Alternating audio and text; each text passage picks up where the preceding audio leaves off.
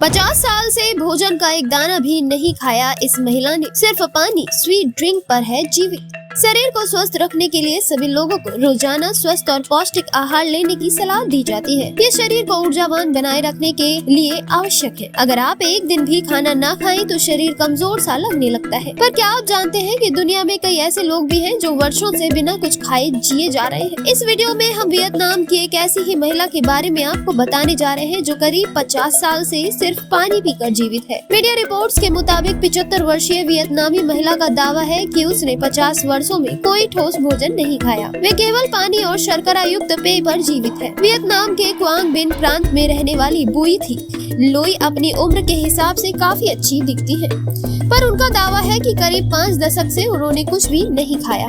पानी और शीतल पेय पर है जीवित। बुजुर्ग महिला का कहना है कि वे आधी सदी से पानी और शीतल पेय पर ही जीवित रही है। उसने कभी ठोस भोजन की इच्छा भी नहीं होती। ये सब 1963 में शुरू हुआ जब वे और अन्य महिलाएं युद्ध के दौरान घायल सैनिकों का इलाज करने के लिए पहाड़ पर चढ़ रही थी। तभी उन पर बिजली गिर गई। वे बेहोश हो गई थी। यद्यपि वे बच गई, लेकिन उसके बाद वे कभी भी पहले जैसी नहीं रही। होश में आने के बाद उसने कई दिनों तक कुछ नहीं खाया, इसलिए उसके दोस्तों ने उसे मीठे पेय देना शुरू किया।